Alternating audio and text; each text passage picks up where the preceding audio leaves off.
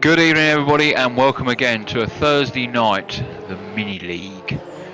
This is where the RWB members come together and have some fun. Short qualifying, short races, 6-minute qualifying, 8-minute races, and tonight we're in the Silhouette. But before we start talking about the tracks and the cars and the guys that are out there, of course, I'm with my indomitable friend. Now, some people say that he bathes in Valvoline and that he has zero carbon emissions when he walks down the road, but all we know is he's called Speed. How are you, mate? I'm cracking, mate. How's yourself on this fine Thursday night? Very, very good. Yeah, I'm looking forward to this. Just like all Thursdays, really. It's really good and a bit different tonight, Speed, because conscious, of course, that it's easy for us to waffle and take away the qualifying time, but things are being mixed up tonight because we've got ballast out there tonight, haven't we? Yep, we have. We've had a rejigger of the mini league. So, yep. Now we're not running the Joker system.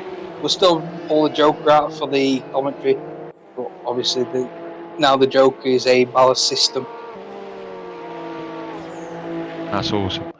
And what does this do to anyone who's watching who's not quite sure? Well, it means that the faster guys out there have got some ballast, essentially bags of weight or lead weights in the car, and that essentially slows the car down, which reduces the gap between everybody really, and it gives the middle runners and even the rear runners the chance to catch up to those faster guys, and in some occasions, depending on the track, it means that the faster guys may not qualify as well as they normally would have done, and it means that they then get time to practice their racecraft with regards to going through the field, if indeed that is the case. So the whole point of it is not to penalise anybody out there vindictively. The whole idea is to ensure that the racing is a little bit closer. This may well develop over the next few weeks or so forth, i.e. the amount of ballast, and like I said, Speed can talk to us about that later on if there's time. But the point is that ballast is now out there for the faster guys, down to the slower guys. Let's say if I was out there, I wouldn't have any ballast. I don't think Cos has got any ballast. I think Charger has got a little bit of ballast. And unfortunately, we're not able to tell you how much ballast people have got. But I'd like to think that on our own race directors, we could have that change for the future. So I could tell you what people's got if you give me 2 seconds, because I'm the one that implemented it, so I'm the backroom guy that knows it all. Speed. He doesn't eat baked beans on toast. He has ballast on toast. Cool. Alright, so one car, 5 tracks. First track tonight, Autodrom Most in the Czech Republic, west of the city of Most. Northwest part of the Czech Republic. It's a GP circuit, this one. 2.6 miles, 4.2k, 21 corners. 21 corners. 9 left, 12 right. There's S's, there's an extended parabolica, extended chicanes. There's 21 named corners. But my pet hate, they're just given numbers, so it's turn 1 to turn 21. This is the first permanent motor racing facility in the Czech Republic, opened in 1983, but the local area of Most is well known for the history of motorsports going way back to just after World War II. This has always been overshadowed, this track, internationally, and it's very, it's got fairly small amount of influence in the international scene, but it does host the Czech National Truck Grand Prix, which is a big deal in Czechoslovakia. They love their truck racing. Speed, what can you tell us about the car? I can tell you it's a car with 4 wheels at the minute. Four wheels and an engine and a wheel. I need to bring up my notes. So yeah, the Silhouette class, which is what we're running tonight, is a completely fantasy-based series that originally, when they implemented it, was meant to be a DTM wannabe until they got the DTM license. So it was insane grip and handling. But when they took a look at it, the cars didn't, the overall look of the cars didn't reflect what was happening. So they overall did it in an update to make it more similar to the Belgian touring cars from 2011, which was a Silhouette type class. where you could pretty much use any car, and it was based along there. So, well, tonight we'll be using the Cougar, which is fantasy based around the BMW 1 Series. There's two options. You've got a 3-litre V6 turbocharged and a 1.8-litre inline 4 turbocharged. Both produce massive amounts of horsepower. The 3-litre produces nearly 400 brake horsepower, 400 Nm at the top with a red line of 8k. Mid-mounted in a rear-wheel drive configuration, just weighs only just over 1,050 kilos. Crikey, It's holy quite a beast. moly! Yeah. So I suppose the secret is in the title, isn't it? This is a silhouette, so the frame is pretty much a space frame. You know, it's a space frame underneath, and it's just pretty much a shell that lifts on and off. Yeah. Cool. Okay. 50 odd seconds left of the garage before they're on the circuit. We've got there we go. And this first race, I think we've got about 12 runners, something like that. Remember, the whole point of a Thursday night, short qualifying, short racing, and you know, you haven't got to do all 5. You can just jump in and do 1 if you like. And it doesn't matter whether there's 3 of you out there or whether there's 30. It only takes 2 cars to race. So 30 seconds to go, and then we'll have an 8-minute race around the Autodrom Most. I don't think they sound like an Italian Russian, but around Most.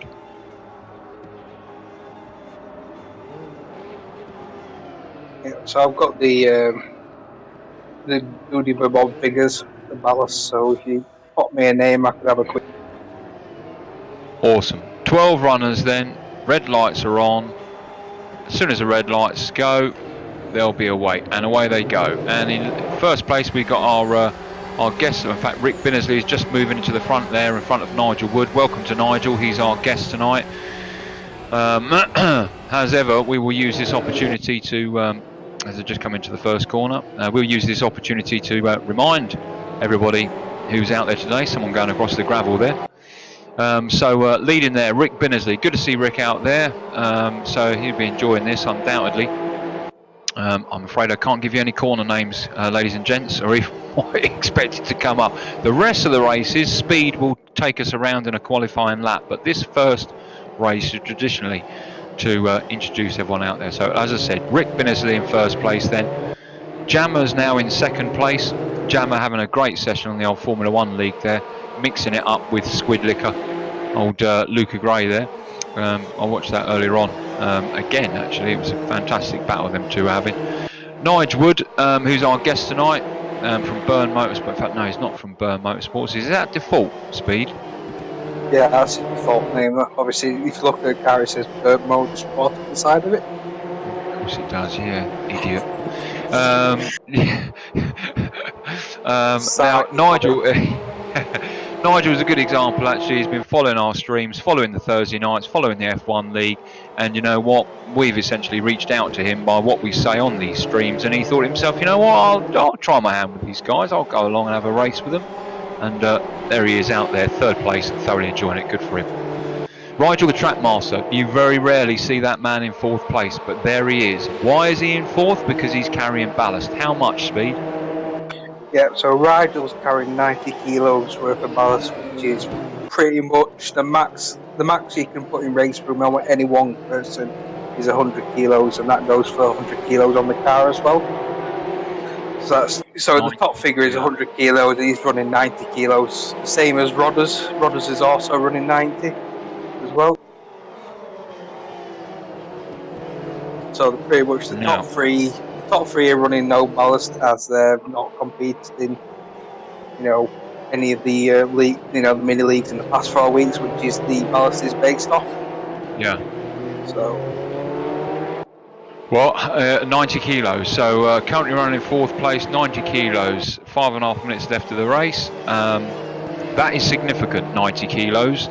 I don't think we need to spend too long giving ourselves how many ideas of how many different variations of what 90 kilos is, but some people don't even weigh 90 kilos. 90 bags of sugar. Audi currently running in fifth. That's a nice livery he's got there. Yeah, very nice, yeah. That looks like the new Toyota Cupra, doesn't it? I quite like that. Anyway, Audi running fifth. BMW. What's his ballast? Audi's ballast is 30 kilos. 30 kilos for Audi, currently running in fifth place. Great. Now, 0.2 seconds behind him, his fellow Norwegian, John D. Now, what's he running? John D is on nothing as he's not taken part in the Class 4 league races. Okay, so he's running clean, a clean car, and of course Audi is, as we've heard, is running some there. Then we've got Isaacs. I think Isaacs is related to Ryder. I think it's his boy actually. What's he running? He's running 80 kilos. 80 kilos. Okay, you know you rarely going to see Isaacs. As I said earlier on about John, about Rigel in fourth place. Isaacs currently running seventh place. Now this guy, interesting, Orange. Now what is Orange carrying? Orange is a bit different because obviously he changed his name in between, obviously, a couple of the rounds. I know he was going under Ben Davis, which would have got him 60 kilos, and Orange 30 kilos. So that would give him 90 kilos, but I thought I'd be a bit generous and only give him 60 for tonight. 60. Again, 60 kilos. Rarely do you see him down in 10th. But that's the other thing about these Thursday nights. Short qualifying, short racing. So if you come off the grey stuff or have a crap qualifying, then you're going to find it difficult to get through the field because the time differential just simply isn't there. Then when you add on top of that the ballast that Orange is carrying, which is, as you said, as you heard Speed say, 60 kilos, that's really making it difficult. Well, don't bags of cement come in 25 kilo bags? Yeah, it does, yeah. So 4 so bags. You think, yeah. Well, 60 for him, bags. so yeah, 3 bags. Yeah. Just under 3 okay. bags of cement. Now, Charger, what's Charger carrying? Probably a pack of tissues. Pack of tissue. No, he's carrying 10. And an old sock. Yeah. Charger's carrying 10 kilos. 10 kilos? But 10 kilos is 10 kilos. And 10, that's additional weight. And as I said, rarely will you see Charger right at the very back like that. Although he does jump in usually, historically, on a Thursday nights. Doesn't really spend too long. As I do believe he's creating his own form of chicane there. No, that's not going to happen, Charge. That's not going to work. This is quite entertaining. I think we'll stay with him. So let's go now to Forgotten Company in 10th. What's he carrying? He's quite regular with us. Forgotten Company is carrying 0 because he's been fortunate, I think, to finish outside the point system that we're using. So obviously the points go from 10 for first, whoever wins it, down to 1 for 10th place. And he's been lucky enough to be outside the top 10 in the races that he's done. So he's carrying Zilch. Yeah, and mixing it up there on the right hand side, just slipped in behind him there in the red and white livery, FX. FX, what's FX carrying? He's carrying 10, same as Charger. 10, same as Charger. So there you go, ladies and gents. Pretty much everyone out there is carrying some form of ballast, notwithstanding Nige Wood and Orange. In fact, no, Orange is carrying 60 kilos. So Nige Wood pretty much is the only person who's not on any form of ballast. Is that right? Yeah, there's Nigel, Jammer, Rick Binnersley, John B, and Forgotten Company that all are on 0 ballast for tonight. Yeah, awesome. Now, this is what I wanted to see. Look how much closer these guys are. And if we jump in with John Haig now, I tell you now, I know this guy well enough to know 3 things. 1, he's the chief track master. There isn't a track out there that he isn't good on. He's genuinely very talented. Second, number 2, he's bloody quick.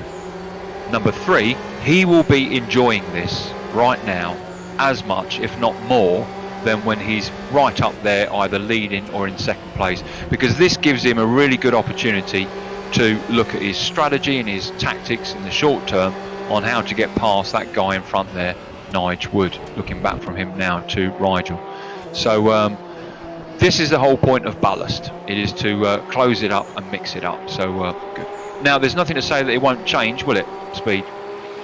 No, we're currently thinking of whether to do it on a 4 weekly basis. So obviously they'll run this ballast for 4 weeks until the next month, the first race in October, or we do it every week, just slight adjustments. Yeah. So it will all depend on what happens after tonight. Awesome.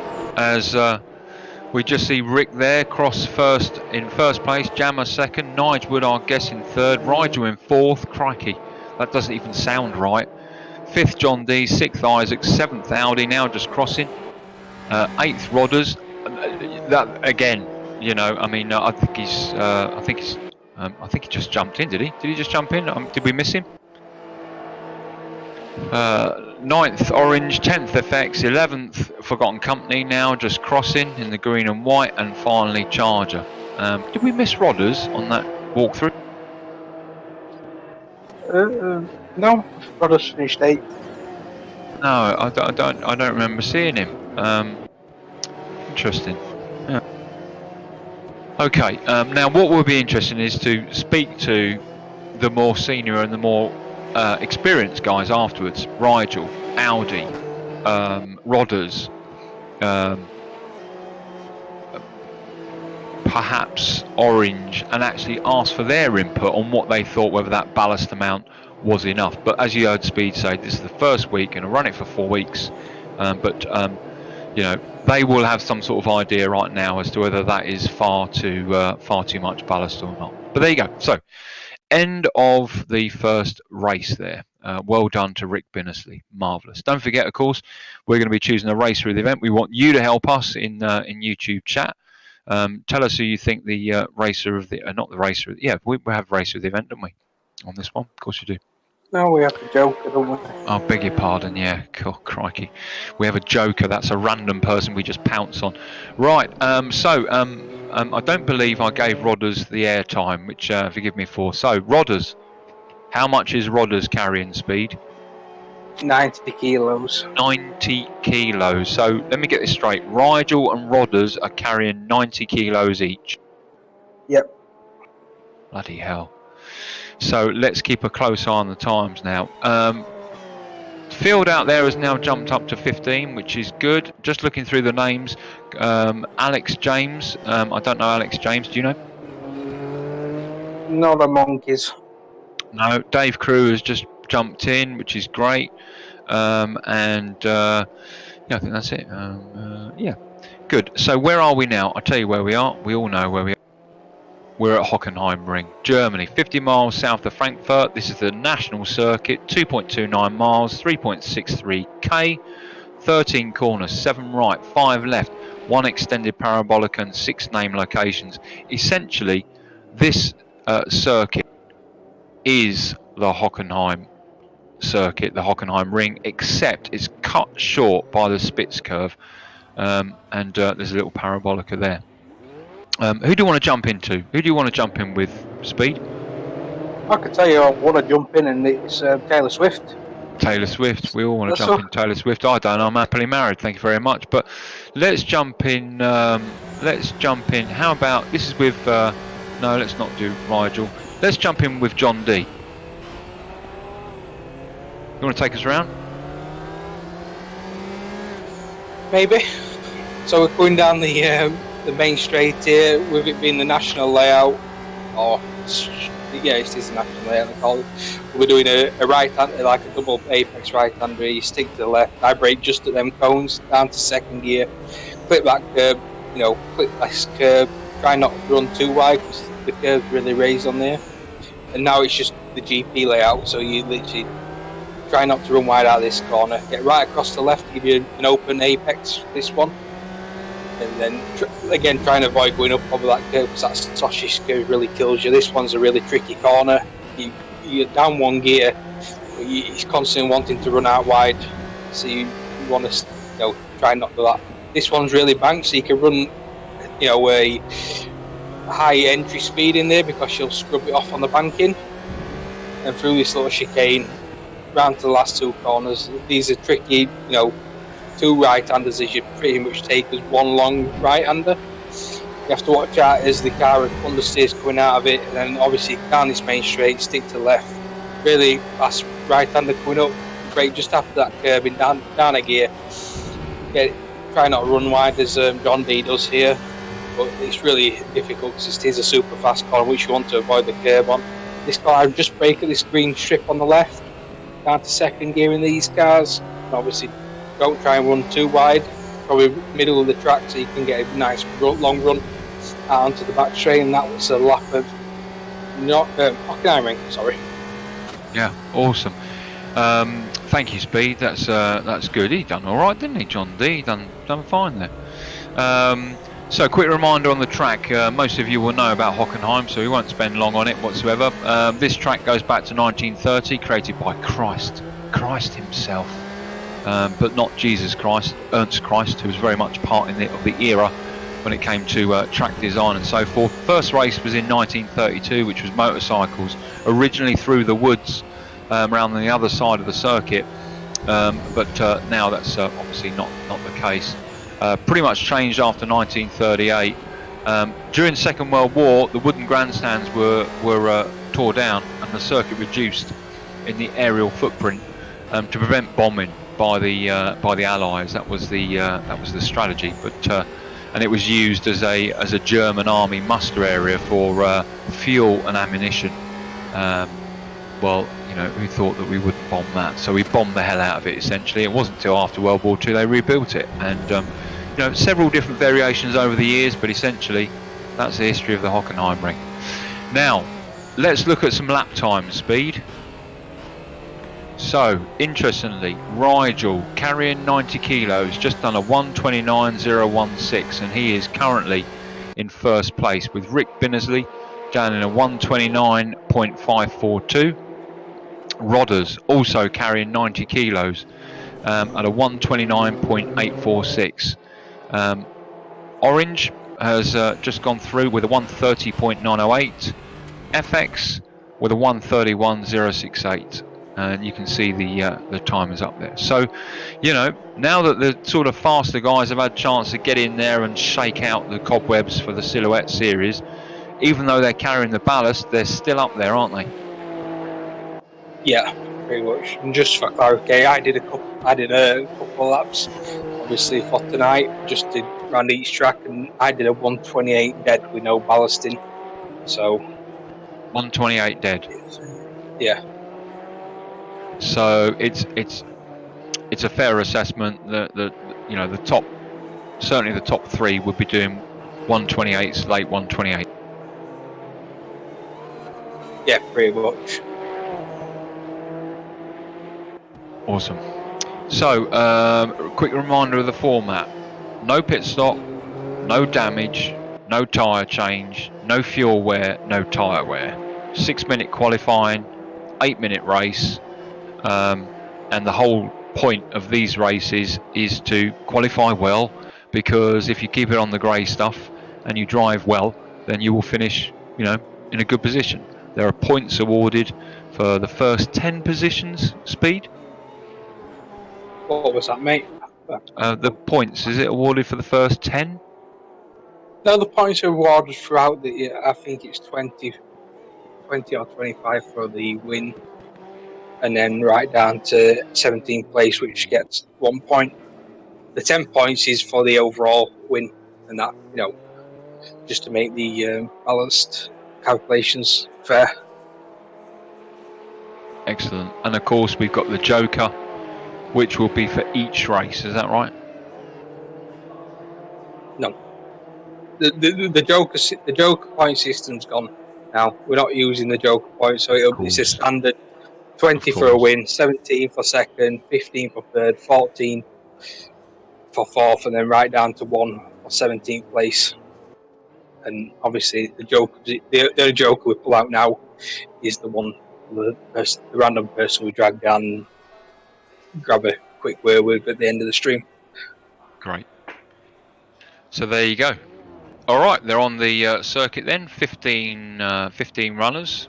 That time up at the top there just means they've got you know, that time to have a last minute pee, a last minute cup of tea, a last minute breather before they get out there and have 8 minutes worth of Silhouette fun. I like these cars. These are good cars. There's 4 of them, I believe, actually. The Cougars and I think the BM. I think there's a BM's class, I think.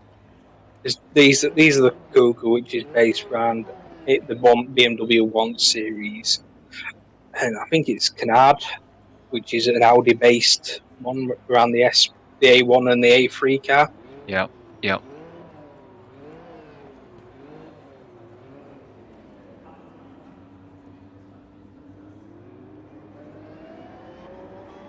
Right, so here they are on the main straight. Red lights are on. 15 runners. 15 runners on the main straight, heading down towards that first right-hander, that fast right-hander that you heard Speed talk about, the Nord curve. Let's jump into the cockpit with Cos. We can see the action going on there in front. Straight the way through the Nord curve. Oh dear, and Cos hits the green stuff, and so does 4 or 5, and someone is on their roof, Speed. Get an ambulance, someone is on a roof. Well, that's one way to take turn one. Not quite seen it taken like that for a while, but hey, whatever works for them. Someone was on their roof. Now look, racecraft out here, it's still, you know, it's not free for all, it's not a public lobby, but you know, no one's going to be starting to issue in penalty points or petitions or anything else unless you're a complete and utter moron, in which case you don't deserve to race with us. None of these guys are like that, and none of the guests that we have are like that either. But if you do see a bit of wheel scrubbing or a bit of door bashing, then just be known that the rules are slightly lax with regards to the sort of, not the racecraft, as I said, just, you know, no penalty. John Haig then, Rigel in first place, right behind him on his wing there, Rodders. We've got some new camera angles, Speed. Yeah, our resident Gandalf has been very busy just today, to be honest. He surprised us with some more camera angles to use, so that's thanks to him. Yeah, rear right of Rodders, rear right of Rigel looking back to Rodders, front left of Rodders looking forward to Rigel. Crikey, you could have we can have too much of a good thing. We won't blow you away with too many camera angles. It's important that we see the whole racing. We just want the picture-in-picture now. Yeah, that's right. You trust me, none of you want to see my boat race commentate. I can tell you, I'm 48. I've got wrinkles on my face. I've got teeth like a goat, and when I laugh, it looks like I want to kill you. Jam up, third place, coming into the Parabolica, just short of the Spitz curve, and now heading down towards the tight left-hander. Which extends away outside this right-hand corner here, down towards the Mobile 1 curve. He's currently running in third place. Rick Binnersley in fourth place, we're looking at him there. Rick is in the red and white, just going through the Mobile 1 curve now and heading down towards the Satch curve. Behind Rick Binnersley, John D. John D running now 0.4, 0.7 seconds behind Rick. John D now extending away, going through the Sud curve. Yep, going through the Sud curve. Sud curve now, actually, extending away towards the main straight. John currently running in fifth.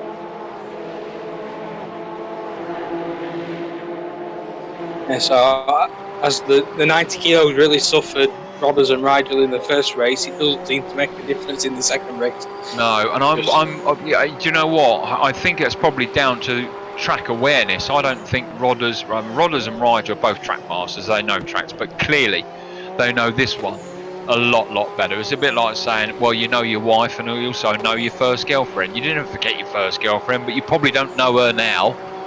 They probably don't know Most as well as they know Hockenheim. No, Most is quite new to the guys. Well, to everyone, to be honest. I think the only game I've ever seen it on is Race Room. Yeah. Bit of a battle at the back there with Cos and Alex James. Let's have a look at what's going on there. We're on the back with Cos now, and you can see James, beg your pardon, Alex in the green and white. Just going extending away there on the green stuff. So we'll leave them to battle where they are. On the wing with Charger, you can see FX. I don't know why, but the red and white car looks very meaningful. FX certainly closing up now, 0.35, 34, 33, 38. So certainly closing up coming into the Satch curve there. Yeah. This is another battle with Charger and FX both on 10 kilos, so it's going to be a close one between these two guys, as they always do race quite close together and teammates in the F1 league we're running currently on a Saturday. Yeah. So now it looked like John D was taking a look at Jammer there, but I think that was just the camera angle. I don't think he was anywhere near close enough, was he? well, I'm surprised John D didn't get slowed down for that turn 1 excursion. Yeah, I think he needs to buy another ticket to get back in. Yeah, another very good point. The slowdowns and penalties are on, aren't they? Yes, they are. As you can see, they're popping up every now and again.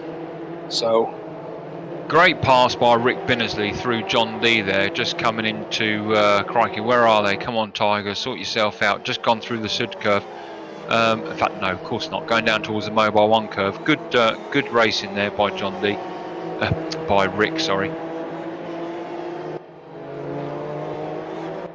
yeah, maybe John D did get a slowdown, and that's the reason Rick managed to get past him. Possibly, yeah. Not to take anything away from Rick. I mean, it was a good move, and consciousness of John D to not cut him off. I mean, he was certainly had the corner. There's no question about that. Orange and Isaacs here. Looking back at Isaacs, these two were mixing it up earlier on, but looking back to Rick Binnersley there, from the back of Jammer's rear left wheel. Doesn't look like to have a nut on his rear wheel there, does it? Doesn't it? But Rick is certainly closing up. There's no question. In the cockpit, on the dash, sorry, with Rick. And a sit rep for you. I mean, you can see the running order in the top left-hand corner there. But John Hay currently on a 1:28.6, and Rodders, pretty much half a second behind him with 1:29.2 on the last lap, and you can see that he's extended away Rigel by what is essentially a second and a half. So they're certainly creating some distance there.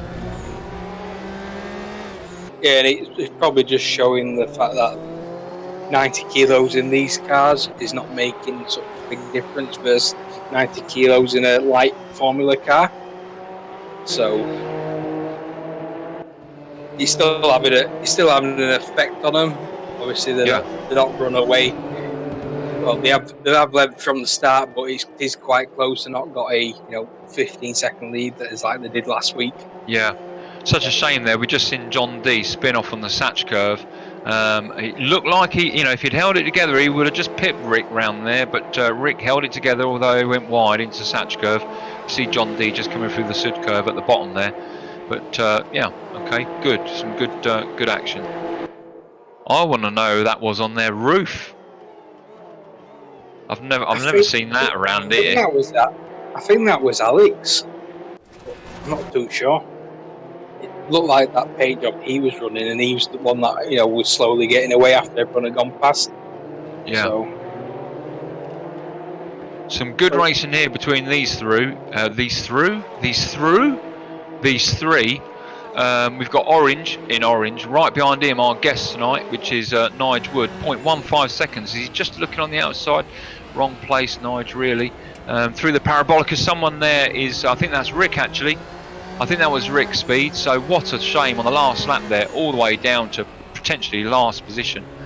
Such a shame. Nige Wood there, our guest, currently running in 6th place. He's doing well. Clearly he's got no ballast, and don't forget, Orange has got 60 kilos.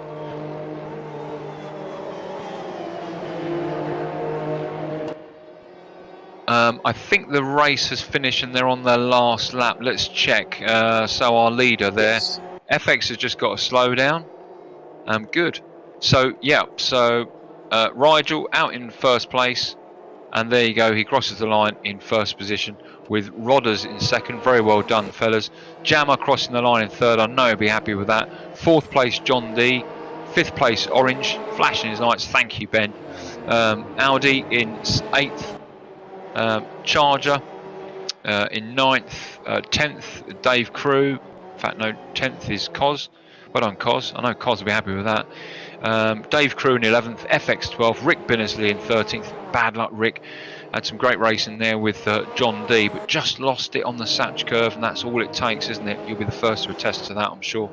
Alex, our guest tonight, in 14th. Well done, Alex. Keep it on the grey stuff now. Flashy lights. All right, don't. And then Forgotten Company just coming around the Sud curve to finish off that run of 15 runners. That was a good little race, that. That was a cracking little race, and just want to say hi to the guys that were out in YouTube and Twitch land. Yeah, if you've absolutely. got questions, feel free to ask. We're both, well, I'm monitoring Twitch. I've got YouTube. Partly YouTube, but mainly I'm monitoring Twitch at the minute. Yeah. Now, chuck your questions in there. If you don't chuck your questions in there, we can't ask them, we can't raise them, we can't help you. The whole point, this is a two-way thing. This is not monologue, although listening to me, you'd be forgiven for that. Yeah, by all means, engage with us. Great. All right. Well, Speed, we're off to the third track. You know, the third track. Hang on, I think it's Norris Ring, isn't it? It is Norris Ring. 52.4 is what I did around here. 52.4. We'll keep an eye on that. So, Norris Ring. Now, very interesting circuit this. I've mentioned it before, and you know, I don't offer any apologies for repeating track information. That's one of the things that sets us apart from the from our brothers and sister racing sim groups out there, is that we like to give you a bit of track information. Now, this is in Germany, southeast city of Nuremberg. It's a street circuit, 1.4 miles, 2.3 kilometers, 6 corners, 2 right, 4 left, 1 parabolica, 1 hairpin, 1 S-curve. It is essentially a very, very small circuit. It's also the most surreal racing circuit in the world, right next to Monaco. Monaco, you can, you know, the opulence of Monaco, the richness of Monaco, the diversity of Monaco, and the sheer lavishness of Monaco versus this place. Monaco, you feel great. This place is a bit like walking around Auschwitz. You can hardly hear a bird sing, and it's just something about the place. And I'm afraid it has got a dark history and a dark past. This was where Adolf Hitler, during World War II, would carry out his speeches. This is where the German army, the Nazi army, the Third Reich would parade around here in all their military might around this 1.4 mile circuit. So it has had a dark past. But on to more interesting or more upbeat things, and that is that over the years, you know, this place has reinvented itself, and it used to be called Nuremberg, but of course after the Nuremberg trials at The Hague, you know, they really, you know, the country of Germany was trying to rebuild itself, and so in doing so, what it done was it got rid of everything that reminded them of their past, and so this was then called Norris Ring, which was an ancient Germanic term for Nuremberg. So, you know, where once upon a time, Speed, you had tanks and soldiers marching around here, thankfully nowadays it's racing cars and people laughing, joking, genuinely having fun. And that's got to be a complete and utter paradoxical misnomer of the original intent for this place. Yeah, I think every place has a checkered past. Very much. It's how you go on from there, isn't it? Yeah, and you know, let's be frank about it. The greatest racing circuits in the world, in my view, are in Germany and Austria. That's notwithstanding the fact that clearly I'm British, and Silverstone is but 60 miles down the road from me, and Brands Hatch in Kent, pretty much where I'm from, near Sussex originally. But the circuits around Germany, in my view, Hockenheim, you know, Nürburgring, Nordschleife, I mean, they're just fantastic, aren't they? Yeah, like you said, it's some of the best tracks in the world. Not discounting the British tracks. Right, so we're going to ride with Jammer. In fact, no, we're not. Yeah, we are. We're going to ride with Jammer. We'll let Jammer finish his first circuit, and then we're going to get Speed to talk us around, because this track can bite. This track's got a little secret, and that is a apex in dead ground. In other words, at a point where you can't see coming into one of the corners. So we'll let Jammer get round here, and then we'll hand over to Speed, and Speed can take us around. Yeah, so you're coming down this main straight. As usual, you just trying to set the path of least resistance. I tend to go over to the pit wall, and that gives me a good, straight line into the braking point for turn 1, which is coming up here, which is just this second whiteboard on the side. So here, then you're down to first gear. I tend to run, in early, run a bit by mid corner, turn it into a V, and obviously come out, with great acceleration. You may sacrifice a little, but going down to this one, just go over to the left. Try and get as close to that wall as you possibly can, and the same with this one. Try and avoid going up on the curve, because it can, if you hit it wrong with a rear tyre, it will put you off into that wall on the left.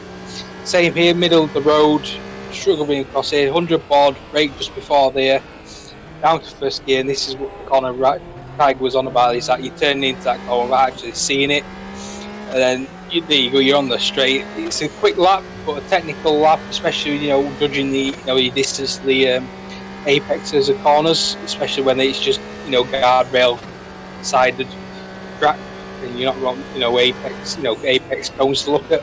You're always conscious of, flattening your car against the barrier. Awesome, thanks very much, Speed. Now, just remind me, Speed, you done a 50 what? 52.4. 52.4, and was with ballast? No, that was time trial. Obviously, right. I didn't want to start the server up and give everyone an advantage of what they had, what we was running tonight. Yeah, great. Obviously, figuring out what ballast they had, so I did it on time. Awesome. Now, this guy, our guest, Nigel Wood, who's come along to race with us tonight, fantastic. He's currently leading with a last lap he done of a 53.59. Now, remember, he's got no ballast on there, but that's not taking anything away from him. This can be a tricky track, and it can bite you, as we see him there just extending away down towards that tricky corner that we mentioned earlier on, the Dutsen ditch, the Dutsen dike corner, where you've got that apex on a bit of dead ground. But he's currently leading Speed with a 53.59. So I mean, that's pretty good, isn't it? Yeah, that's sorry, mate. I was just reading a message that came through. Yeah, he's doing very well. Obviously, he's new to us. I don't know which fellow sim team he's come from to join us tonight. No, he doesn't. He's a lone wolf. So he is a good example for us to say, don't race alone, race RWB. And he's been watching our streams. He's been listening to us saying that, and he stepped up and said, well, I'll come race. So he may well be looking for a home. So look out for this guy, because he's talented. He's out there with no ballast, but he's running a 53.5 around Norris Ring. And he's bringing it to Rigel and to Rodders and to Audi and to John D, all of which are running ballast. But that's the whole idea. So, welcome, Nigel. Good to see you out there, and hope to see you again.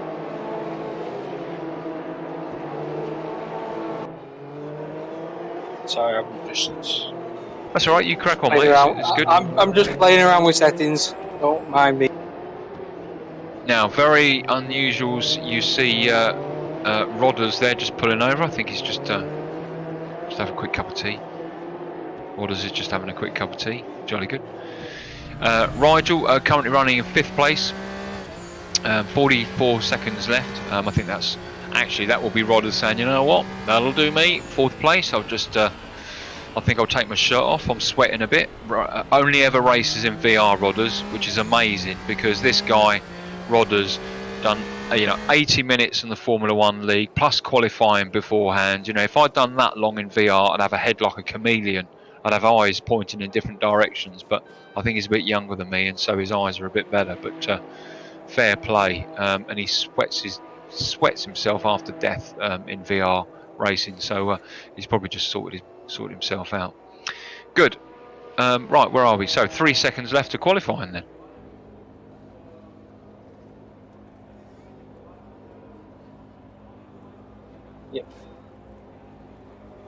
Sean Wright, good to see him back out there. He's visited us a couple of times, hasn't he? Yes, I think he's Canadian? yes. Sorry, I'm just saying yes a lot. Yes, yes, yes. I'm just agreeing with you. No, don't, mate. I'm bloody off on one again. I do apologise. Right, okay, they're on the track then. Do you want to take lead commentating for this race, Speed? Yeah, let's do that. You put me in the pit. If I turf you out of the box into the Right, corner where you I'm can in the think of what corner. you've done. What would you like for a cup of tea? I'll make you a cup of tea. It's all yours. Please lead. All right, here we go. 5 green lights and away we go.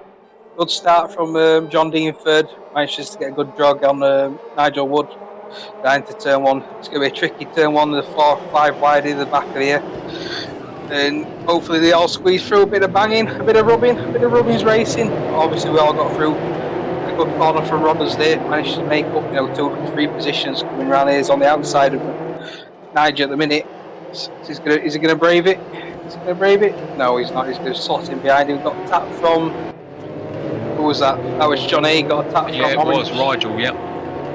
Obviously, I didn't see the auto director switch there. Oh, Carnage. carnage. John D, I think that was. Carry on, Speed. Great job. Great. Obviously, we're on board with Nigel now. He's quite recovered quite well from that wee little incident they had with I think it was Orange. Don't quote me on that. But obviously, we've got Cos out of the race by the looks of it. He's retired to pits. Rodders is hunting down, Nigel Wood at the front here. We've got possibly a freeway battle as Nigel just nudges the wall here. Gives it a little kiss, a little peck on the cheek, as they say. Rodders is loving that outside line into turn two. Yeah, maybe he's thinking, get as much run through the corner as I can. I've got this 90 kilos, so my acceleration is going to be down, my braking is going to be down. But I can still be, I'm the big boy pants on and balls it around the outside for the night. So you can, if he gets a good toe down here, he may send a Jammer dive bomb up the inside. Jammer was known for his very coming from a long way back to put it on your inside to a corner. So you can see here Rodders is too far behind to make a decent move into turn one.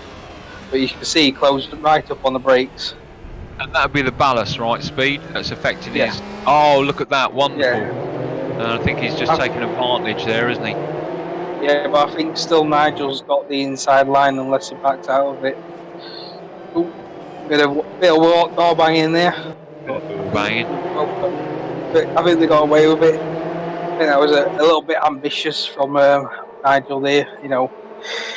Yes, you lost that, but there's a point in time where you need to, just think about it. So all you did there was cause yourself to lose a position. But hey, it's racing at the end of the day. It's not the BBC, is it? No, we're not the BBC. We're not ITV or Channel 3. We're RWB. But it is a very good point what you say there. And let's just remind everybody, just again, what our 5 things are. Race clean, race fair, race for position, respect other people, and enjoy yourself. And then first 3 things there, racing clean, racing fair, and racing for position, is in that order.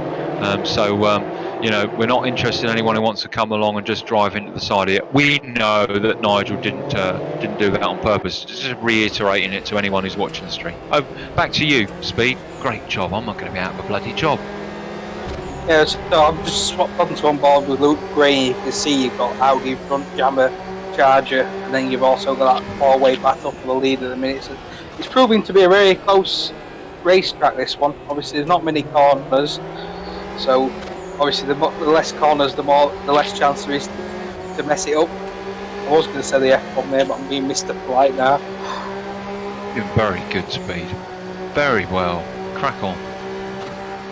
Yes, so you can see Luke is in the slipstream of Audi, and it looks like he's going to run into the back of him. I was just missed his braking brake. Got too focused on doing the overtake and not focusing on the braking point.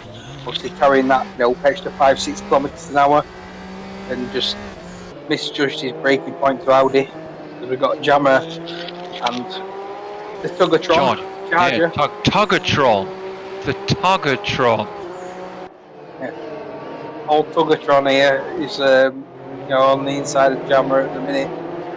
No, it is Jammer. With a nice switchback move there from Jammer on Audi. But, the Tuggertron is away half a second lead over Jammer and a 3-second gap to cover to John.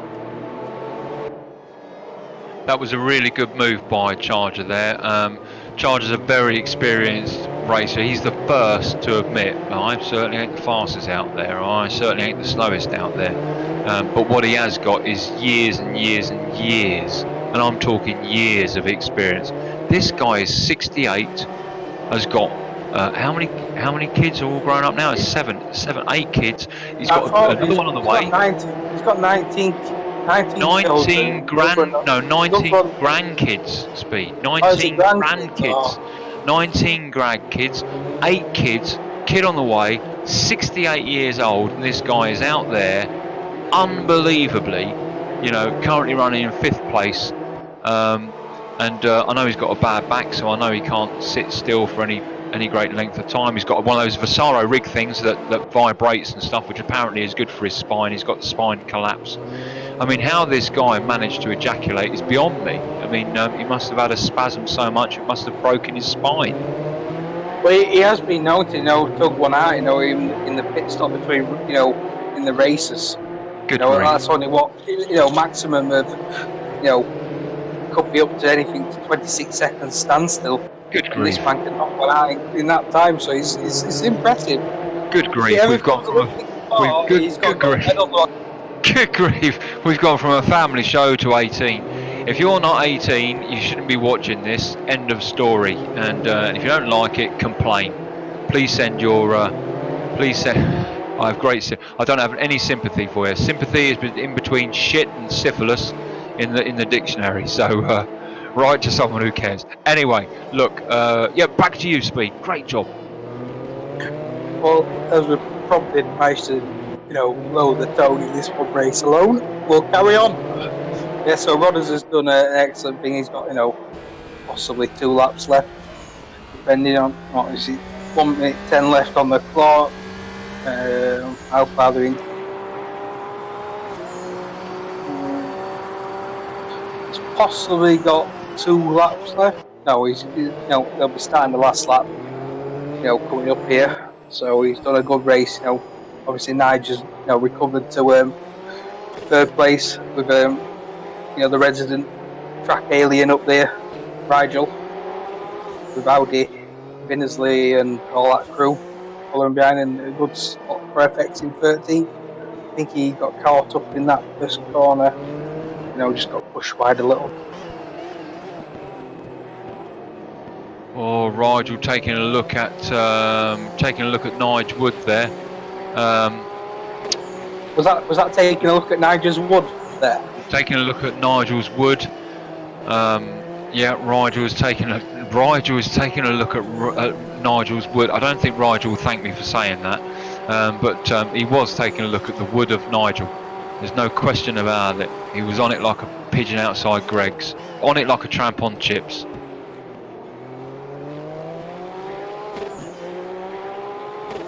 Great. Okay, that's pretty much the race over. I think Rodders is there. He goes, does his sweeping, checks his tyres out. So Rodders first place. Dave Crew. Where did he come from? I'll tell you where he came from. He raced clean, and in doing so, went straight up there. Nigel Wood, I guess, in 3rd place. Well done, Nigel, but be careful, please, old boy. I'm hoping that was a racing incident rather than planned. I'm sure it was, no doubt. Rigel in 4th,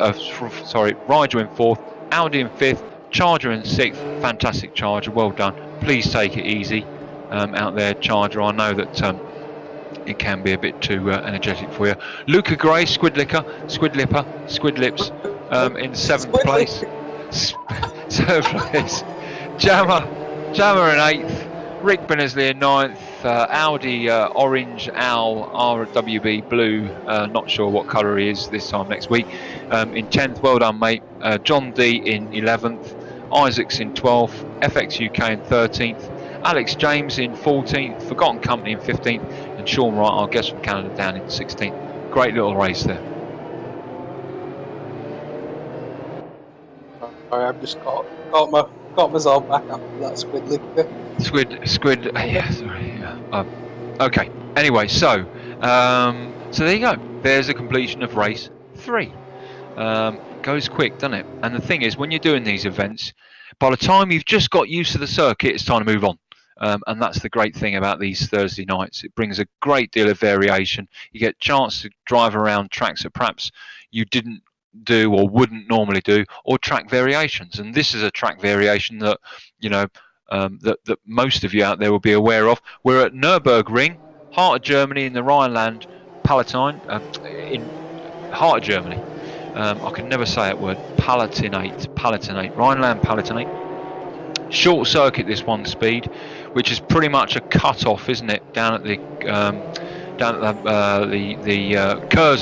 Curzon corner. Short circuit, 2.2 miles, 3.6k, 12 corners, 7 right, 5 left, 1 parabolica. What's a parabolica speed? Corner of equal radius. A corner of equal radius. You heard it here, folks.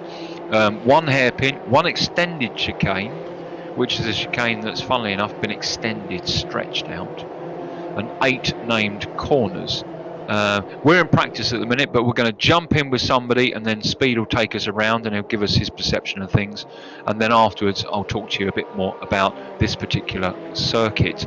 But suffice it to say, it was once named as the Green Hell by Sir Jackie Stewart, and of course we're on the actual GP circuit, the short variation of it, but this is all part of the Great Nordschleife, the Northern Loop. This actual whole circuit is known as the Südschleife, the Southern Loop. Yeah. So obviously I think it would be better if we get an actual hot lap in instead of doing it out of the pit. So maybe if we have a little chit chat, and then obviously we could be on board with someone, but obviously just have a chit chat and then just go to cockpit when they come around to start lap. It gives people more perspective of what they're looking for. Good idea. People tend to do stupid stuff on their outlaps. Yeah, very good. All right. Well, who should we jump in with? Let's jump in with Squid Lips. Where is he? Oh, Squid Liquor. Squid Liquor, yeah. Oh, Squid, where is he? Okay, let's give him a nice little. Okay, we're gonna jump in with Squid. There we go. Yeah. So while Squid's going around on his hot lap, so once named as the Green Hell Nürburgring by Sir Jackie Stewart, it's one of the most famous circuits in the world, and certainly Germany's most popular circuit. It's terrified drivers since 1927, because in 1927 the Südschleife that we're going around now was pretty much all part of what was then the main Nürburgring circuit, which was the whole of what we now refer to as the Nordschleife. And in them days, of course, it was 20 kilometres long, an endurance circuit that rivaled Le Mans of the time, and of course historic Monza. Assetto Corsa is really good for that, where you're able to look at the historic layouts of tracks, and if you fire up Assetto Corsa and fire up the historic Monza circuit, you'll see what I mean. It's a long circuit, and that was all part of the sort of the era. Now it took 2 years, 2,500 workmen to complete what became the two circuits, Nordschleife and Südschleife, but we're going around now. Come around the final corner, I'm going to hand over the Speed, over to you. Yeah, so obviously for qualification I did some laps I did a lap earlier on and I is 1:27.8. So we can see what Luke Gray does. So obviously coming down this line, I'm looking for just 100 borders, a bit of tarmac. So there you can see it there. Then when that ends, that's where I'm braking. Down to first gear. Get close to that bollard as you want for this corner. It obviously drops away massively. Get back across the right to open up the apex for this left-hander. You want to late apex this, get on the power early so you can drag down this street. Use your brake a bit earlier for this corner because you want to hug this left-hander. Get right back across to the left because it opens up this drag to go down this little right-hander. Opens up down this straight, and obviously you brake just before this track board across the track, trying to hug it and keep the car in tight, this double right-hander. Obviously, back onto the GP circuit, back across to the left. It's a lovely corner. Sometimes you can just take it flat out because you're not usually travelling the speed. But it's just a little brake, a little dab down to third gear. Whole third right through this corner.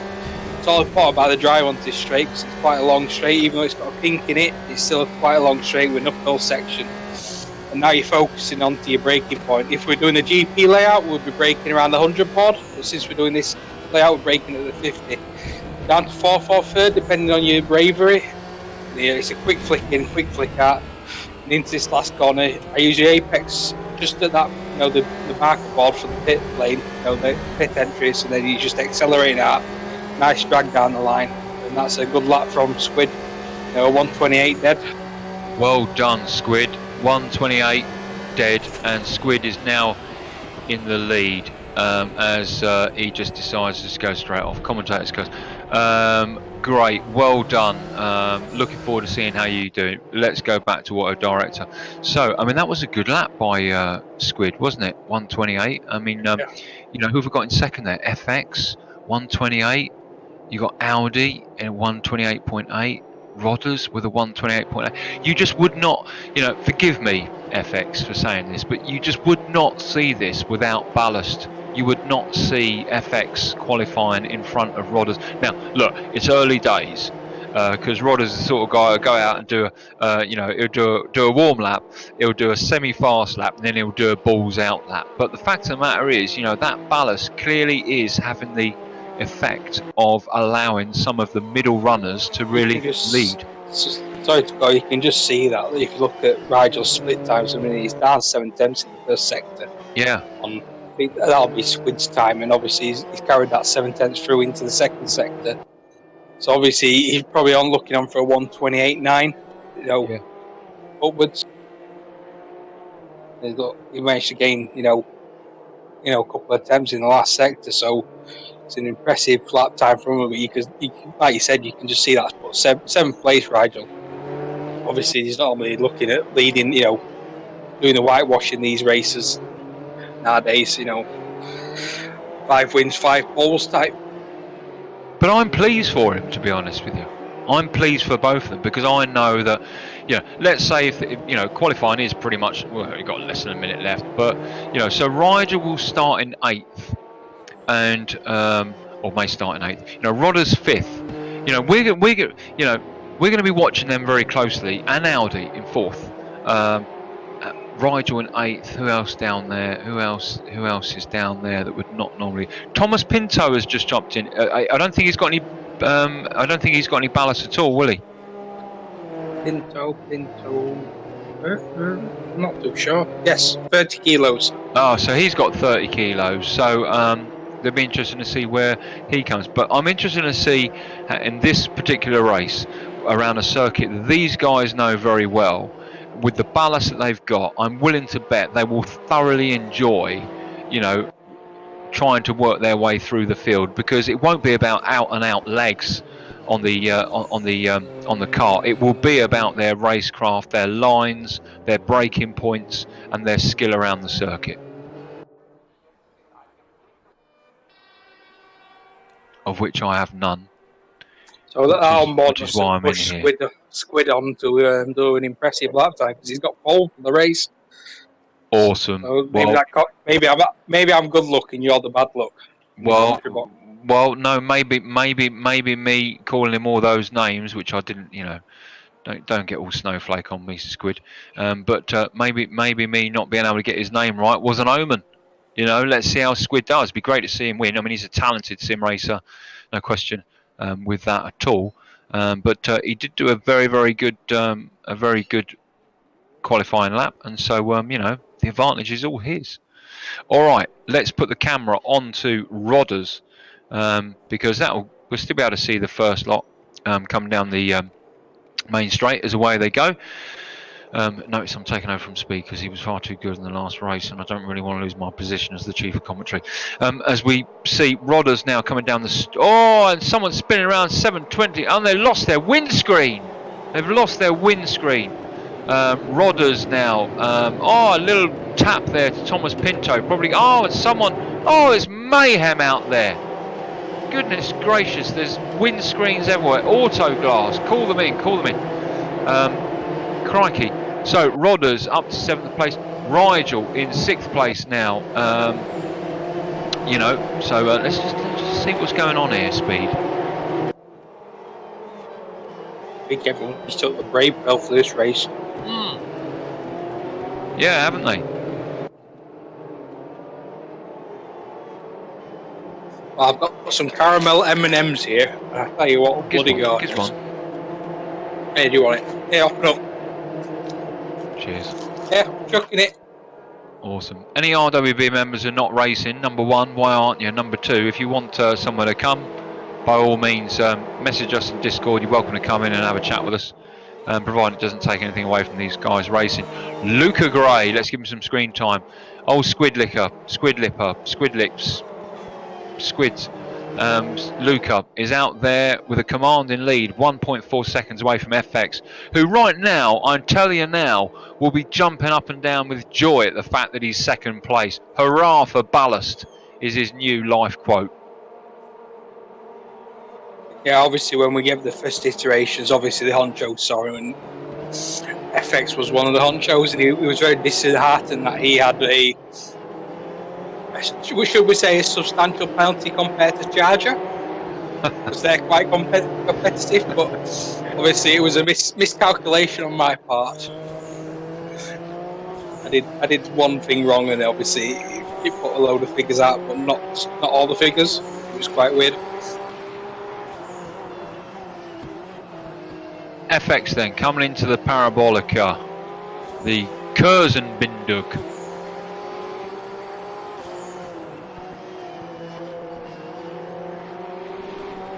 No, it's not. Yes, it was. Yes, it was. Now they're down the hill towards. They've just gone through Warsteiner Curve, coming up to Advan Bogen, which I think is Advan Bend, and then up to the NGK chicane, which is an extended chicane on this one, actually. I think. Yeah, it is extended.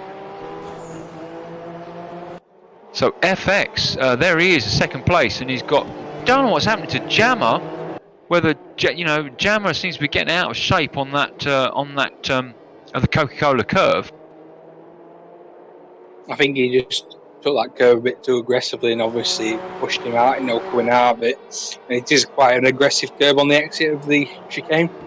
Now look, ladies and gents, right, Rodders is in 6th place. We're looking at Rodders right now. Right now, Rodders has got between 0.2 of a second and 1.3 of a second, 6 cars behind him. Even more so along the straight, which is really where the ballast is hurting these faster guys, is hurting them on the longer straights, where these lighter cars are able to close up almost as if they had some form of DRS or whatever. But it's around the rest of the circuit where you really need the racecraft skills, the braking points, taking the right lines. This is where the likes of Rodders, Rigel, Audi, and so on are pulling away. But get along those straights and they just, they slow to a mush. Yeah, it's more on the acceleration out of the corners that will struggle. Yeah. Because they got the. On the wing with FX, as we're just seeing Jammer challenge coming now into the extended chicane. And I think FX is going to let him have it. Keep it together, FX. You've now got Nige Wood behind you. He's a new guy. He may be a new guy, but he wants your blood. He wants a bit of it anyway. Riding with Nige Wood, who's obviously not running with any ballast. Let's see how much of a difference. Well, we're right on the bumper there. 0.21, 0.20, 0.19. So, though we came to him a bit too late there, but definitely making an effect as Nige Wood challenges on the inside, just coming up now towards the sort of Mercedes arena area, and looking as if he's going. Now the Mercedes arena, this is particularly, people think this is a 90 left. It's not. It's like an elongated parabolica at 2 different ends. It's quite a bit of. It's a unique corner, I think, on the calendar in general.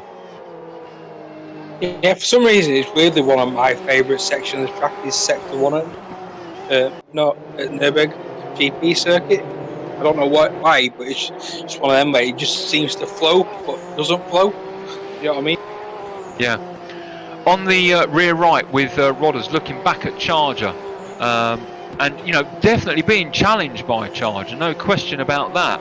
And riding with Charger, Charger jumping up and down, smashing his own spine in, knowing, look at that, he's challenging Rodders, which is unheard of, really. I mean, no disrespect, unheard of. Not only would it give him a heart attack, he's 68, but Rodders is just, supremely quick. But I know he would have enjoyed that. Oh, keep it together, Charger. I know he would have enjoyed that little challenge there. Although these faster guys have been penalised, I am willing to bet a pound to a pinch that after this race they will be saying some great things about this ballast that's been placed. They won't be whinging and whining. I couldn't go anywhere near as fast out there. Of course not. The whole point is to, give these opportunities to the slower or middle runners to challenge. You're seeing it here.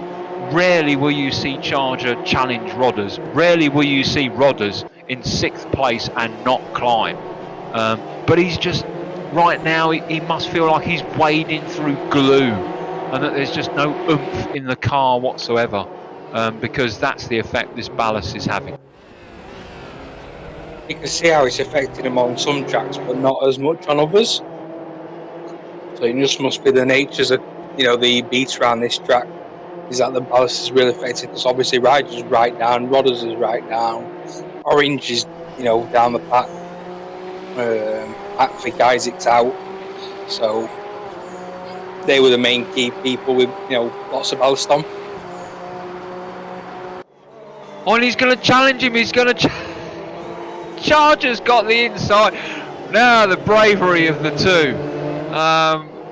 They will be absolutely loving that. I'm loving it for them. You buggers. I should be out there. But this is just as exciting, believe me. But I don't want to take the camera off of these because Charger is having another look. You're on the wrong side, Charger. Rodders is on the inside, coming into the Haughacken. You're going to have to go all the way around the outside of him, Charge. There's no way you're going to keep it. Keep it together. Don't compromise it. Coming into Mercedes as well. Yeah, it is the last lap. Let's not take anything away from this guy. Luca is on the last lap now, and he's 4.2 seconds in front. Flashing his lights. Good for you, Squid Licker, Squid Lips, Squiddy. You're gonna win this, and talented or not, I have never seen you win a race. Good for you. Jammer in second behind him. Nigewood challenging an FX in fourth. We're going to keep the camera on Squid, and we're going to give him, quite rightly, the respect he deserves in winning this race. The race is not over. Rodders and Charger are still mixing it up. I'm keeping a close eye on the timings. Quite right, Squiddy. Don't get obnoxious, old boy. Keep it on the grey stuff. Race clean, race fair. Do not compromise this position. Do not don't worry about flashing your lights at me, son. Just get around that last corner, the Coca-Cola curve. Now you can cross the line. There you go. He must be over the moon, mustn't he?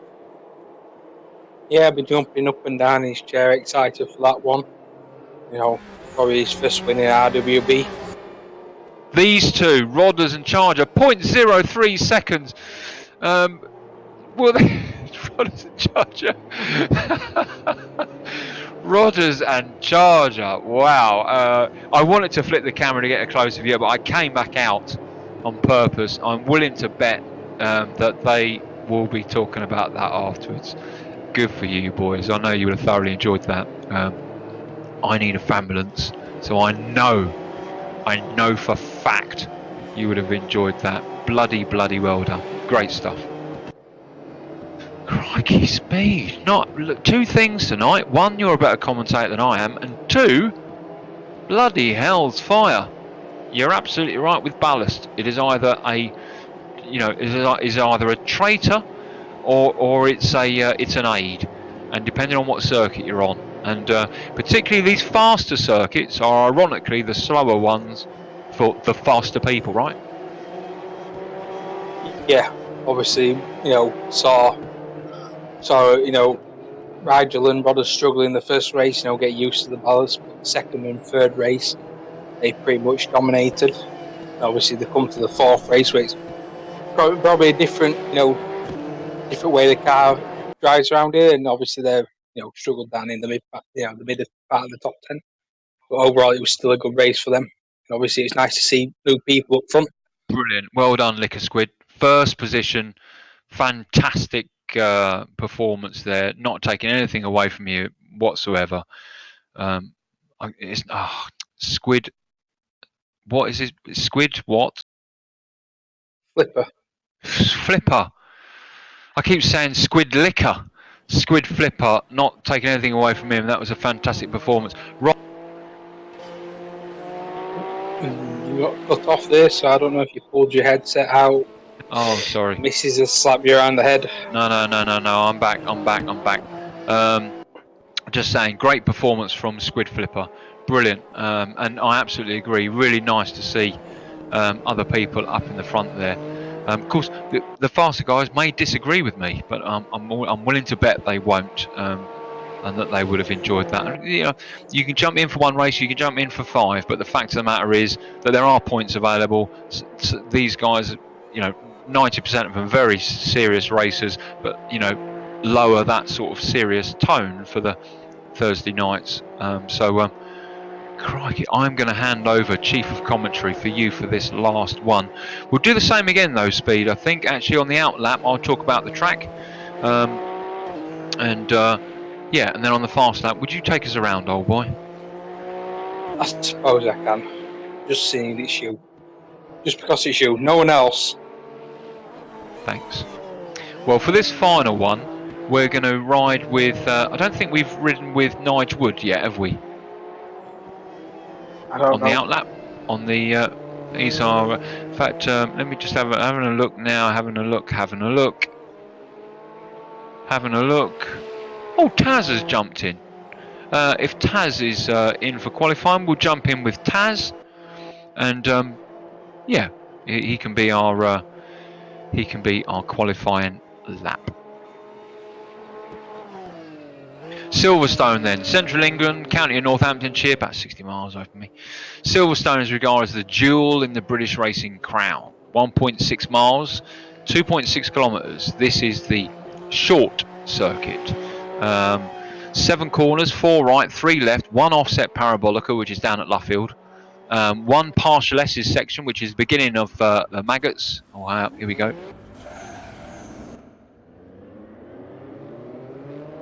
There we go. Come on, Taz. Out you go, lad. So we've got 1 offset parabolica, Luffield, 1 partial S's section, which is maggots. Taz.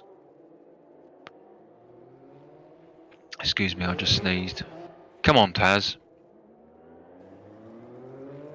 We'll just sit here all night. So as you can see, coming down the pit lane. I'm not in this case. Right, come on, charge. Out you go.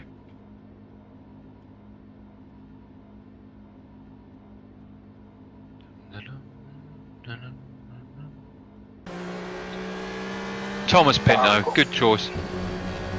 Take us around, I'll talk about the track afterwards.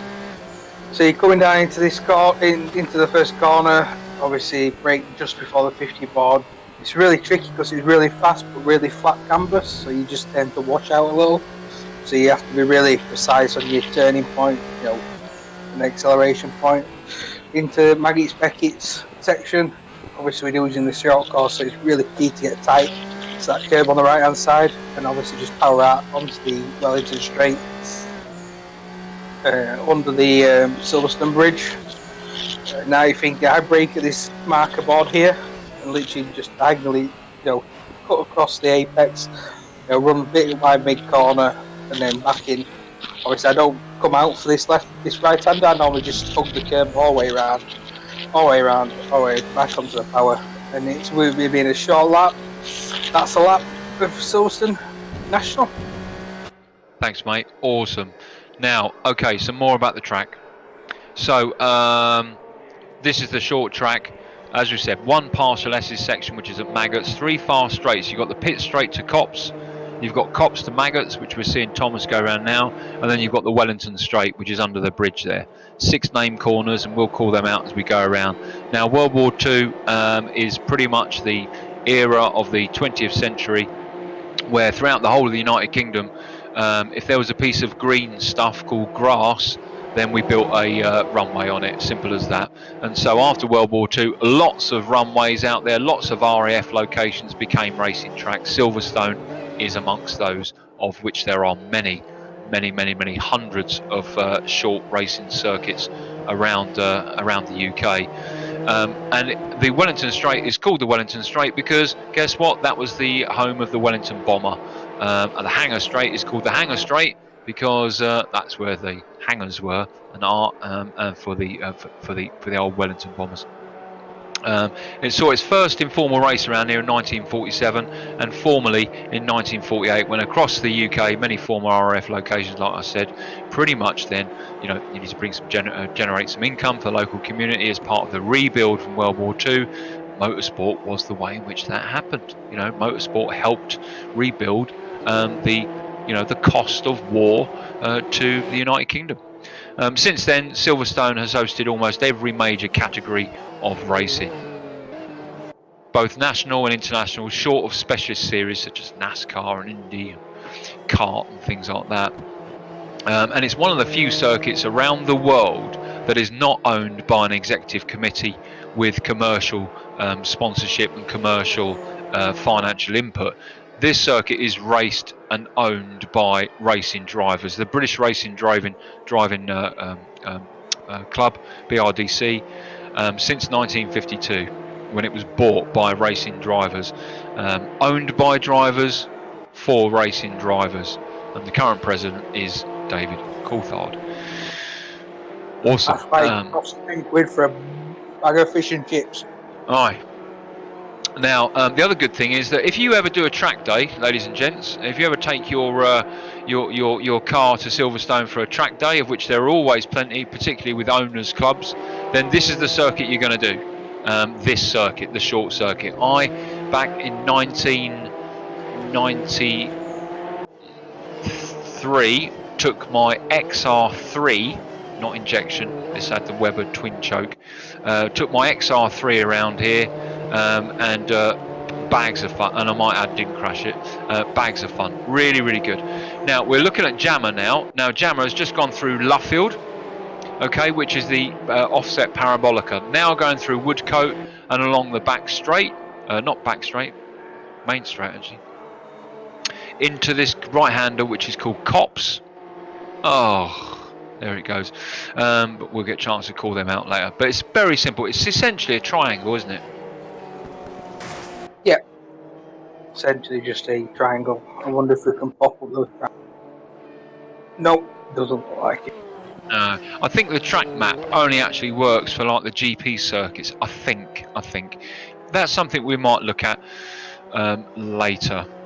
Great, so this is the final race. Remember, during this race we're going to call a joker out and we're going to pick a random number, and whoever finishes at that random number on this race we will drag down to have a chat about their Thursday night race. Cool.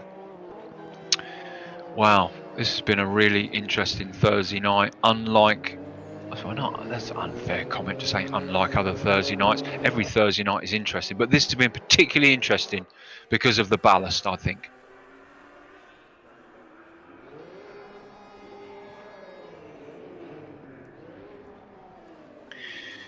Cool. Speed, would you like to be chief commentary for this? I can be. All yours, my friend. So we've got red lights on, 5 red lights, and any minute now we're going, any second. Build up the tension, and away we go. Good start from Nigel on the front row. Poor start from Squidward, an excellent start from John D. Round the outside of Nigel Wood there. That was a good move. Beardsley's come up to 4th, FX up to 5th, Audi up to 6th. And obviously coming down into this Maggots section here, very tricky corners. We've got a drifting Rigel, I want to say, in the background there. as we're five, Yep. 6 cars wide, and we saw someone spinning out there in the background. Not too sure who that was. That's Binnersley. Obviously gone from a great start to a horrible turn 2, 3 section. That was a lovely move by John D. Holding the outside line. First Luca Gray round. That was. Is that Woodcote? Yes, Woodcut. Yep, and we're now coming to the straight. Yeah. Up to Cops. Yeah. Into Cops now. You got Luca got a good drive out of the Luffield section there. Into Cops. Obviously run a bit wide there. Can John D get the line, because obviously it's a straight braking zone into the Maggots, Beckett's. I don't know what they call this Yeah, shortcut this is corner. Maggots. Yeah, this is Aintree. Maggots, Aintree. Aintree, through Aintree onto the Wellington Straight. And obviously you got Nigel Wood there in the background. Charger not too far. Jammer, Orange Audi. Rigel's in 8th. Rodders is down in 13th, so he must have been one of the people that we saw caught up in the accident. And I've got the random Joker number. So the person that finishes overall in 10th place tonight will be getting dragged into the commentary box to get abused by us. Marvellous. 5 minutes. So obviously we're on board with Luca now, and he's looking at the back of John, just thinking, how can I get past him now? I don't want to really get past him because he's also a Norwegian serial killer. Oh, he With is. the accent side of him, so got to be careful what I do to him. It looks like he got a good run through Cops there, into Maggots, into Aintree. Whether that Nigel very late on the brakes, very, very, very late on the brakes here, managed to get it stopped. Chargers closed in ever so slightly by the looks of it. So this is going to be, possibly 9 laps this race. So we're only on lap 3 now. So we've got another 5, 6 laps to go. So it could be a 5-6 way battle for the lead. And you know what? I'm again. Forgive me, but John D leading the race here with Rigel in 6th and Rodders. Let's not. Well, I want to flick to Rodders in a minute, but John D leading the race. John D's a fast racer. Yeah, fast racer even at RWB turns, but leading a race on a mini league. Is pretty much without that ballast. Now earlier on you mentioned about Rodders, who was down in 15th. He's currently running in 11th. There he is there. And he's looking at Thomas Pinto. Now Thomas Pinto is very, very quick. We saw Thomas on the F1 on Saturday was doing very well, but there's a bit of a gap there. I don't think he's got the time to close up. He's 2 seconds behind, and as you go down this straight, you can see that time just growing. It went from 2.1 to 2.4 seconds down there. So the long straights, Wellington Straight, really hurting these faster runners with the ballast. Yeah, I think it's more, obviously Rodders seems to be really struggling on the brakes. That's like, I think the 8th time tonight we've seen him run deep into a corner on the brakes, so maybe that ballast is really affecting him on the brakes, as I think Raj starts to better to the ballast. Yep. Obviously, I saw whilst you were talking there, John D dropped from the lead down to 6th place. So I wonder if he just made a slight mistake, maybe run wide into Woodcut. No, not Woodcut. This corner here. This is coming into the Brooklands complex. This whole complex is Brooklands, and then the Parabolica, the offset Parabolica, which you're coming into now, is Luffield, and then the kink to the right is Woodcut. I know Woodcut was round here somewhere. Yeah, this is Woodcut here on the corner. Yeah, so that's an excellent run from Charger in 3rd place. He doesn't have no luck, he has bad luck type thing. He's been up there all night long, and obviously now it's going to pay 3rd place for him in the mini league in a race is really good. Yeah, bloody good for him, mate, and I know that he will be pleased and he will be enjoying being in the front part there, knowing of course that it's not a done deal. We have to remind ourselves of that. Just because you're in the top quadrants there, you have to when you've got someone like this guy here behind you, John Hay in red and white there. Although he's being challenged by John D. You've only got to get the car slightly out of shape, and because this guy won't. Simple as that. He won't get it out of shape. Whereas, with respect, Charger may well do, just like I would, just like the majority of people would. Not necessarily on a short race, but certainly in the longer sort of term. So yeah. Now Rodders earlier on we said 2 seconds. Now look at him, smack bang up the rear of Thomas Pinto. So close he could have a reach around Thomas if he really wanted to. 0.7 of a second, but Thomas, 0.3 of a second behind Cos, challenging Cos. Haven't seen much of Cos tonight, actually. I was expecting to see. Has Cos got any ballast? No, Cos hasn't got anything. But not taking anything away from Cos. Cos is currently running in 9th. That's good, but being challenged by Thomas in the orange there.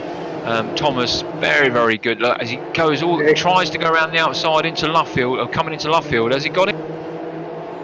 No, but it's nice to see Thomas able to race with us. Obviously in the mini league, in the F1 league on Saturday round, Paul Ricard. Paul Ricard. Paul is hard.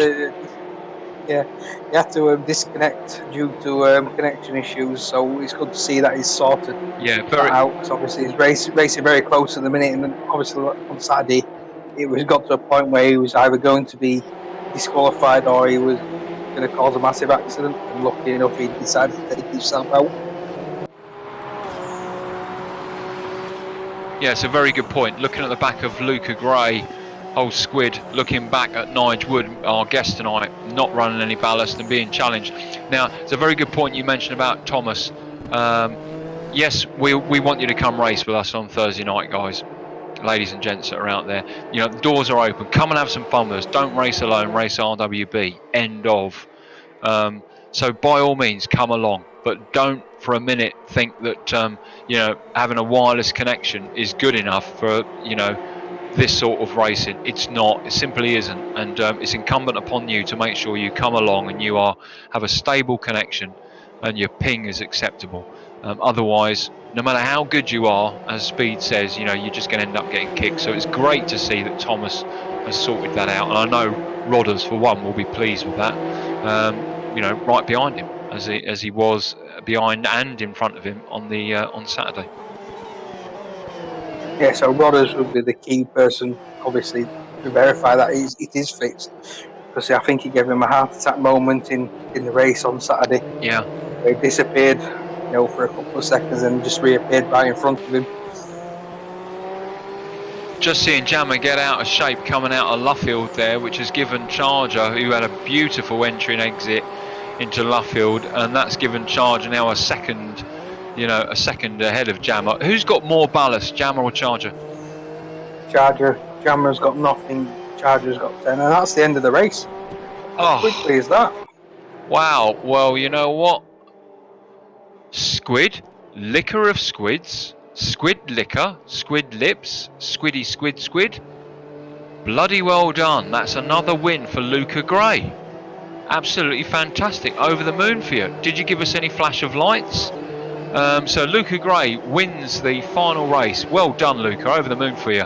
Nigel Wood, our guest, in second place. Again, very well done to you. Third place was Charger. Over the moon for you, Charger. I know you'll need a lie down after this. It's so very great to know that our organisation helps the aged. Fourth place, Jammer. Fifth, John D. Sixth, John Haig, Rigel. Seventh, Dave Crew. Eighth, Cos. Well done, Cos. Ninth, Thomas Pinto. 10th, FX. 11th, Rodders. 12th, Audi. 13th, Rick. 14th, Orange. 15th, Taz. And 16th, Isaacs. Bloody hell, Speed. That was good. Yeah, I'm just glad if I can get to Charger's age of 68, I can still race and have the stamina to do 90-80 minute races. Yeah. With all them grandkids. Can I make a suggestion, Speed? Yeah. No matter what the Joker number was, I think it was 10. 10 is FX. I want to bring Rodders in, and I'll tell you why. One, because we can talk about the Saturday League, and two, I really want his input. We don't know yet. I've not done the results. I thought you said it was number 10. Is it number 10? It's number 10, but it goes on the results, mate. It goes on the overall results, not who finishes 10th in the last race. Oh. Format, Tiger, format. Oh, yeah. I've just got to grab the point system. Great. Well, while you're doing that, let me remind everybody. So, Thursday night mini league, 1 car, 5 tracks. You saw it all here. Everyone had a great time out there, and we mixed it up a bit, didn't we? Because we got the top sort of, quadrants that were heavily ballasted to ensure that there was a bit of a closer racing and more of a challenge all the way, from those who would not normally lead to actually being in positions of leadership, but positions of leading the race, and those who would normally lead because of by virtue of their speed and talent, now actually being reined back by virtue of that ballast. We were at Autodrom Most in Czech Republic. Then we went over to Germany in the Hockenheim Ring. Then we stayed in Germany for Norris Ring. We stayed in Germany again and zipped over to the west to Nürburgring, and then finally finishing off in the UK at Silverstone. Luca Gray, Squid Flipper won 2 of those races. I can't remember who won the rest of the races, but the fact of the matter was, there was a complete flip, and these guys who were much faster, some of the tracks must have felt like that they were wading through treacle. The car was a silhouette. 6-minute qualifying, 8-minute races, and you saw the effect there. We're going to run this for 4 weeks at this ballast rate from 90 kilos. That's the weight of a human being. We haven't decided yet. Oh, haven't we? So this was the first one. It may well be that we slightly change it and slightly tweak it. That may well be that we do that. That's not to give those faster ones more of an advantage, but that's just to try and find where the balance point is. Always very difficult when you've got a dynamic field that ultimately improve. Where do you find where the point is? Well, we rely upon statistics, we rely upon input and honesty. So yeah. Speed, have we got a number? Yep, we got a number, and the person we were dragging down is Orange Ben Davis, but he's not in chat, so you can drag it down whoever you want. Great. Well, I think I'd like to speak to I'm just going to go through I'm just going to do the top 5 for tonight, and then obviously you can drag Rebels down and have a word with him.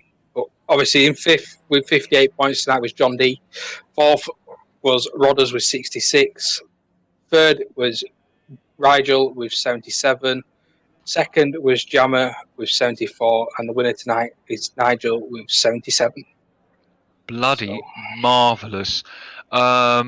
Forgive me, I've just pounced on him and I've just pulled him into the channel here. That's the whole point of this chat, is that they don't know who we're going to pull in, and they don't know why we're going to pull him in. It's always random, but tonight we've made a special change to the format because it's really important we talk to it's really important we talk to this guy for lots of different reasons. First of all, we'll talk about the Thursday night and the racing out there, particularly the effect on ballast, which I've got to tell you, the racing has been probably the best Thursday night for us. Everyone out there who's watched the stream, and everyone out there who watches it back will know what it is we've already said, and I'm hoping that you're going to concur with it. But I just want to offer you stage to say, what was your perception of racing out there with everyone clearly handicapped by virtue of the additional ballast? 90 kilos, that's the weight of somebody, for the love of God. It was odd. Well, the first race I was kind of late in, so I was stuck at the back, but I definitely thought it was tricky to catch up. And then the second race, I managed to get pole, but it was clearly, we were still kind of doubting if it was going to be enough, if I'm honest, the way we were chatting, but then it seemed to get progressively more effective on different tracks. So by the end, I thought it was excellent, because make a wee mistake in quali or just otherwise struggle, and it really varies per track. Some tracks it seems okay, others it's not. But yeah, I mean, I had a cracking fight with Charger. I was fighting with FX, fighting with a bunch of guys at the end that I don't normally. So it was just awesome bloody TV, to be perfectly frank with you. Excellent. It was really, really bloody good. You are right. Of course you are. You're racing there. But one of the things that Speed and I picked up on, and I think Speed picked up on it first, is that clearly where you've got the much faster tracks out there and the longer tracks, the guys who had the heavy amount of ballast, it was very clear your acceleration onto the straights and your continuation of the sort of speed and that gathering, so to speak, was much slower. Yeah. And that was affecting you more, and it was more reliant upon your braking points, your knowledge of the circuit, and how you were taking the corners to make up the positions. Is that a fair assessment? Definitely. I mean, as soon as you fell behind, catching up was really hard. And so I mean, Norris's ring, whatever we're calling it now. Norris's ring, yeah, was a good example because it was clearly a bit slower in the straights. I lost time today behind me in the hairpins, but then I gained it on the chicane. I just must have had a better, so when you're like, the track, you can take advantage of the lines, like we can pull a bit back, but it's great. It just makes it tough for the guys that it's maybe not normally always tough with, apart from between themselves. So, aye. Get Rigel in here. Rigel's, shall we?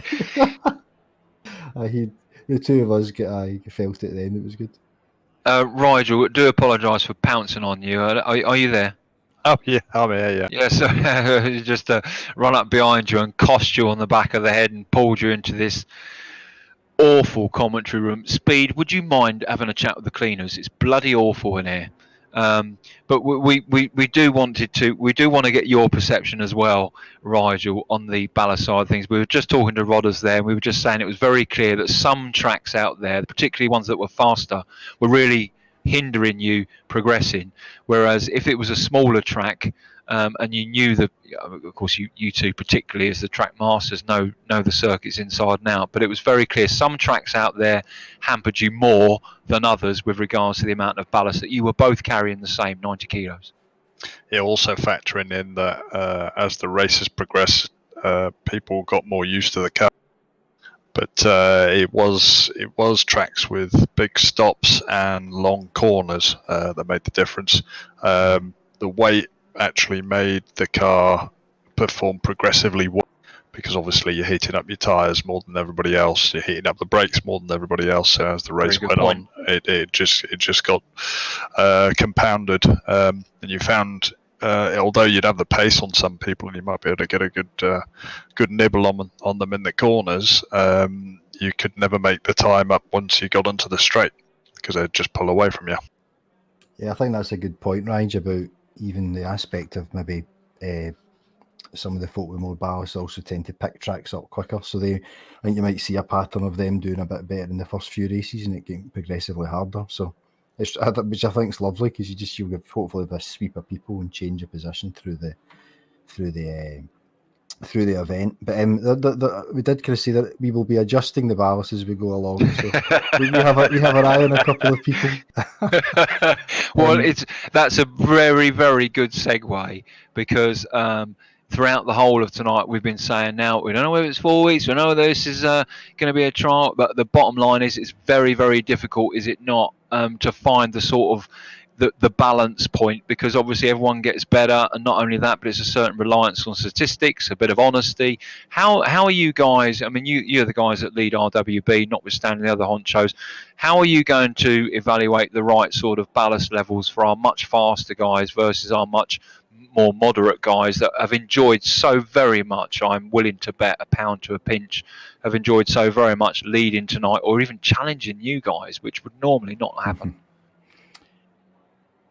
Well, it'll be a bit of trial and error, I think. I think one of the big tests is going to come when we do open wheel, because 90 kilos and that's a full tank. Yeah. Speed and I work together. I mean, he maybe mentioned it in the stream. We did this before with AMS because it had the ballast ability, and we used previous results as we did here. We took 4 weeks previous results and just come up with a kind of manually worked out a formula that would function and meant that nobody could get more than 100 kilograms and it will grade down to 0. And then Speed done some spreadsheet wizardry using that to take the results and do the calculation. So that gives us a baseline. And then I think from here, we'll tweak it manually, because once you've used the ballast, you can't use the previous week's results to recalculate it. Because correct. Yeah, that's a very good point. So I think it looks like a great starting point. A couple of people maybe didn't get enough. I don't I'm thinking MD's taking off yet. That'll be a much harder thing to decide. But aye, we'll keep an eye on it, and probably it'll change as we go along. So I have told all the drivers at the honcho's discretion, ballast may change. Decisions are final. I think in reality it was only probably 10-20 kilos out. Just 10-20 kilos too much. I think if it had been about there, it would have been dicing with a lot of the people I was around, rather than just steadily, gradually you losing that little bit. So it certainly wasn't far off. Thank you both. Speed. Final chat to you to Rodders and Rigel. Is he having a chat with the cleaners already? No, obviously we'll work on the formula for the mini league. It's like we say, it's a work in progress. And obviously, we know 90 kilos is going to be a lot. Obviously, the max you can put on someone is 100. So maybe we could do it on if we get a. I know obviously Audi tells us, tells me and Rigel, not me, Rigel, me and Tiger on the night what we're going to do. So maybe I can obviously get the minimum weight to the car and obviously fudge the figures. I would say, we're saying maybe, Rigel thought maybe we've got a wee bit much at the front, but when you look at the points, it's 1 week. Rigel's in third, I'm in fourth, and we're not that far behind the leader. Nigel kind of won it, so we'll have to look for patterns as we go along. I mean, Jammer, the only reason he's not getting more ballast was because he's just kind of making a comeback. So I expect Jammer will be getting some quite quickly. and look how Grain might be. Yeah, Steve. Yeah. Obviously, I've got the spreadsheet up so I can put stuff in. And if we're to go off, this week and the previous round, Jammer will be having 50 and Luca will be having 20 at the minute. Rigel will be staying on 90. You'll be going to 80. Did obviously, Thomas have any? Thomas had 30, but obviously Thomas only did one race, so it's one of them that it punishes the people that do the least. So obviously, if Nigel was to race next week, he'd have 100 kilos on because he won this one, and obviously he's done one race. Well, but we'll keep an eye on Thomas, for example, because we know he's really quick in the F1, as quick as any of us. But it might be this format. Doesn't suit him as much. So we'll see. Certainly, because I was keeping up with him, and I wondered how much ballast he had. Yeah, Thomas had I think 10. It was 10 or 20 kilos. I can't remember. Yeah. But obviously, Thomas only did the last race, so it's one of them that he's not going to get into the points to warrant the penalties.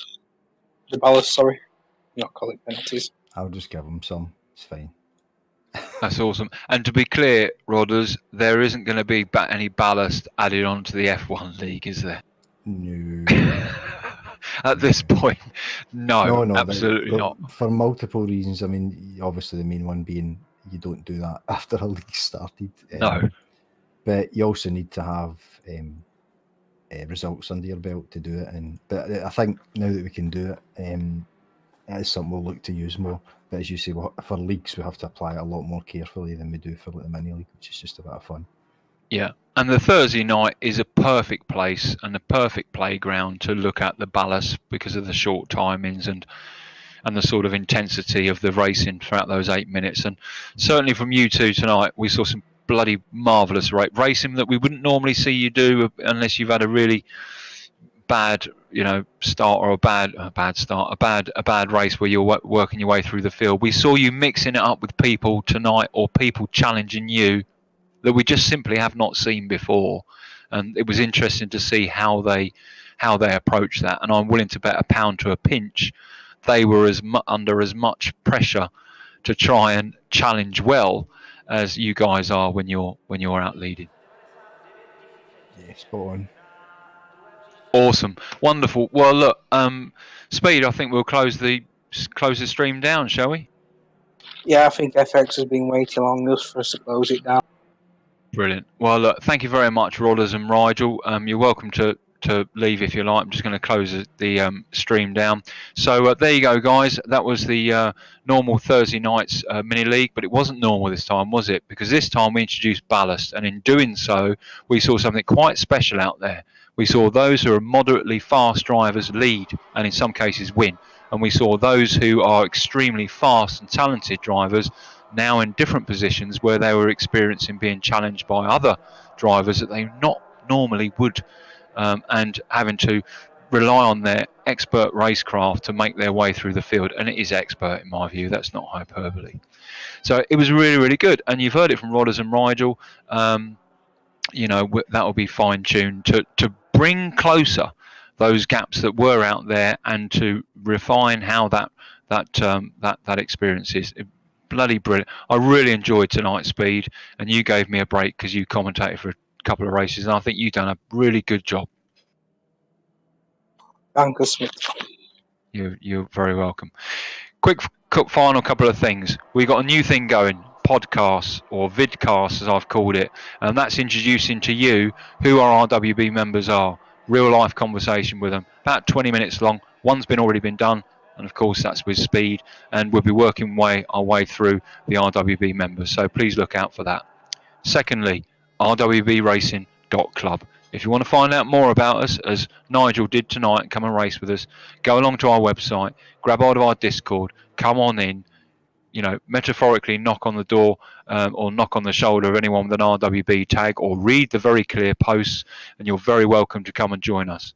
Thirdly, F1 League this Saturday, round 3, Imola. I can tell you right now, it's going to be special. People have been training and working and practicing hard since Sunday morning to give each other and themselves and the wider community a great race. Look out for that. It's going to be fantastic this Saturday. Something special, I assure you.